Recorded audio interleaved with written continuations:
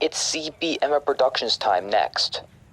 Stands for comic book movie fan, if you can't already tell.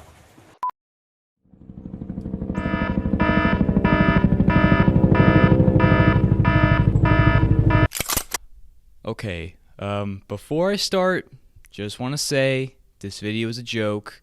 I don't think it needs to be stated, but actual violence against women is not okay. And if I'm the first person that's telling you this, well, I mean, I don't really know what to think. Congrats, I guess. Now, to actually show you that I am against these issues and do stand against them, I will be linking 3 different organizations down in the pinned comment as well as the description. The first one is the National Domestic Violence Hotline, which I think is pretty self-explanatory, along with End Violence Against Women, which their main goal is to end domestic violence as well as SA in the United States, at least for now. And the last one being My Image, My Choice, which I've covered previously in my Jenna Ortega Iceberg video. Their main goal is to ban any sort of deepfake porn that's on the internet. So sites like Mr. Deepfake don't profit on having people's faces plastered on other people's naked bodies without their consents, especially since still, at least as in terms of the US law system, the topics of deepfakes are still very legally gray, and My Image, My Choice is trying to get this stuff banned as soon as possible. And just to make it clear, these are not sponsors. I was not reached out by anyone of these organizations. I just wanted to spread some awareness on these issues. And all 3 of these organizations will be linked down below. See, I'm not an entire piece of shit. I'm just me. Hey listen, that's what Ben Franklin said when he became president. Anyways, with that ship being sailed, let's talk about fighting some celebrities. Shall we? What is up everyone, I am CBM Productions, and happy Valentine's Day. At least for those who are watching this the day this video is dropping, hopefully. I hope everyone is doing well. Here to celebrate one of the most, manipulative, capitalist, and soulless holidays in our society. You know how I'm doing? Single! Fuck you, Abby, I hope you get hemorrhoids! Yeah, this isn't my favorite holiday if I can be honest with you for a second. Well, I mean, I always keep it 100, but still. But this year, I wanted to do something different. I wanted to break the mold. Instead of making this day about me crying over my insecurities while listening to ASMR girlfriend role plays, while also blowing $20 on a stupid dating app to hopefully get boosted in an algorithm that's all about people who just have short attention spans that will lose interest in you after like 1 DM. Fuck you, Bumble. But around like a week or so ago, I was up till like 3 AM. And sometimes if you stay up late, you have like those like really like lonely 3 AM thoughts. The ones that really just put you down the gutter. But during this session, one very unique idea came to mind. If I had to fight a certain amount of female celebrities, which ones would I do good out with? And I don't mean like walking to a Waffle House and throwing a chair at them. I mean professionally speaking, like, months of training, prepping up, one-on-one in a ring, just a straight fair fight. Whether that's boxing, UFC, chess boxing, which is now a thing apparently, or just like a straight like Super Smash Bros. Mortal Kombat arena fight where we duke it out. And I'm not talking like that one Black Mirror episode. But yeah, those thoughts, that's what's leading to me filming this video right now. So yeah, for today's video, I'm mainly gonna be sticking to boxing tactics just to keep things from going a little too out of pocket. But I've decided to rank 5 of the most popular female celebrities of today's time, all around the same age as me, so like early to mid 20s-ish. So it would be a fair fight, I'm not gonna be fighting any geriatrics, aka what Hollywood and beauty standards deem any woman that is above the age of 30. For today, I'm going to show you each scenario play out, and show you how I would handle the situation if I was in this predicament, being set inside the ring. So anyways, I'm going to rank all 5 of these celebrities from the one that I would least like to fight to the one I would most want to fight. Also, once again, this is just for laughs. It's just a means to distract myself from my own loneliness and self-hatred of this holiday. And listen, being real, most of these women can probably kick my ass regardless, but I just wanted to do something fun for the holiday. Also, before we start, I forgot one more thing.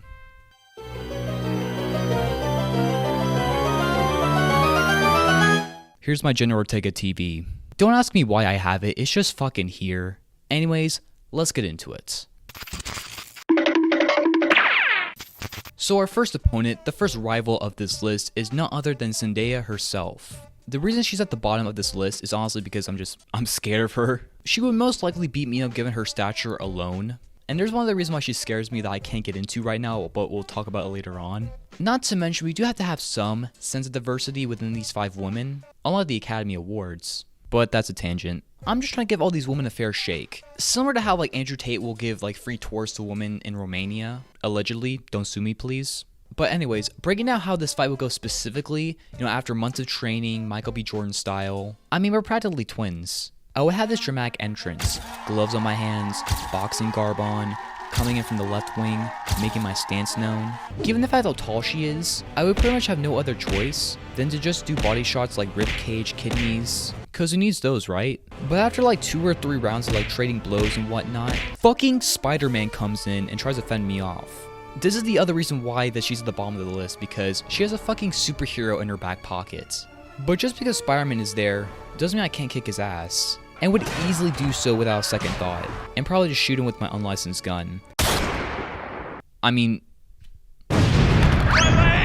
okay, here's the thing. Is it really stolen property if you find it in the woods? But yeah, Spider-Man's down for the count.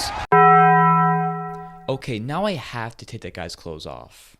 What the hell is wrong with you? Which honestly would be better for her in the long run, because then she wouldn't die from Spider-Man's radioactive semen, which yes, has happened in the past. But then after Spider-Man's down for the count, the two of us like would run at each other, and whoever would win the fight, that's up to your own interpretation. Whopper, whopper, whopper, whopper, whopper, whopper, whopper, whopper.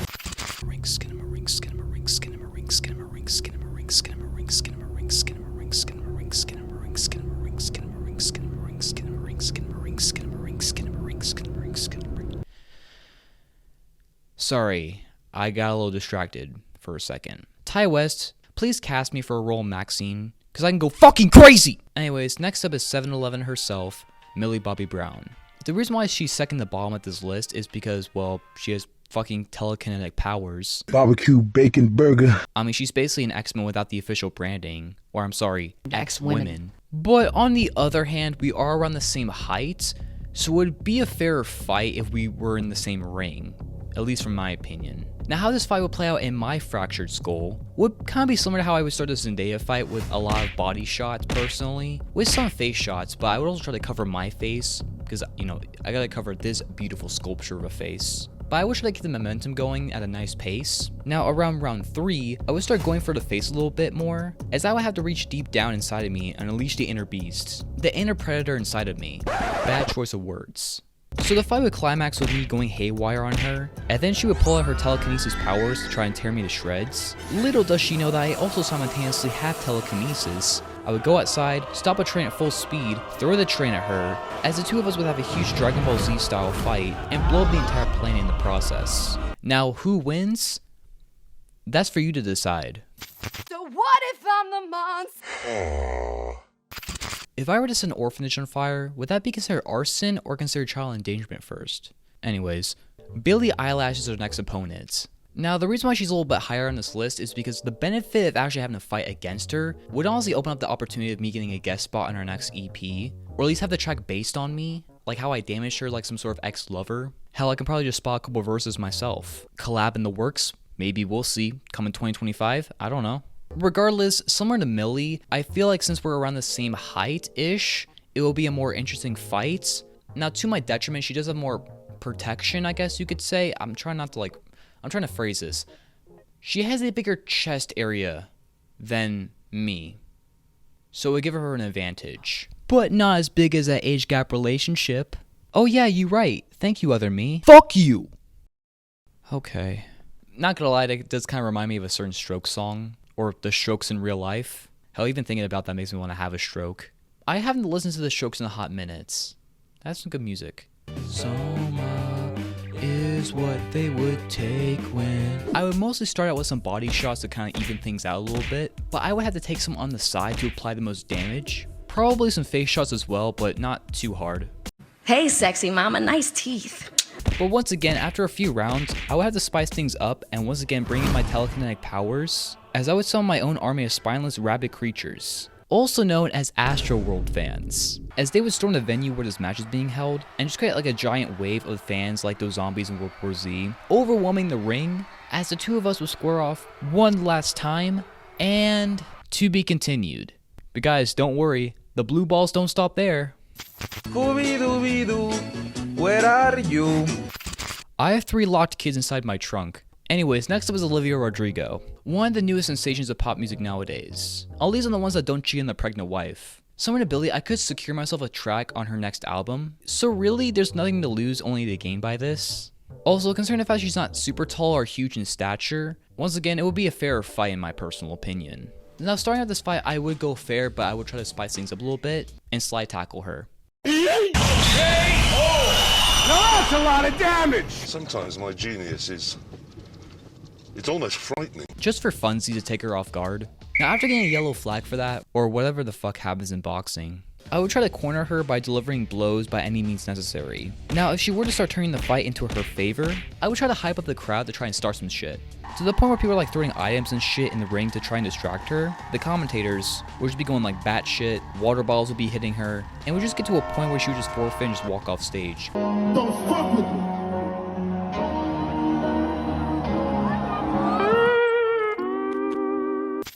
And guess who would come out victorious? I win! But anyways, stay tuned for the collab coming 2027.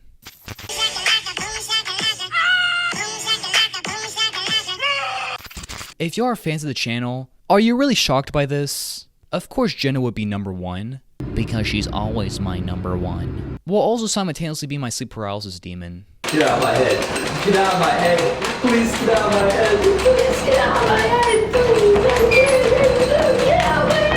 Please, I can't.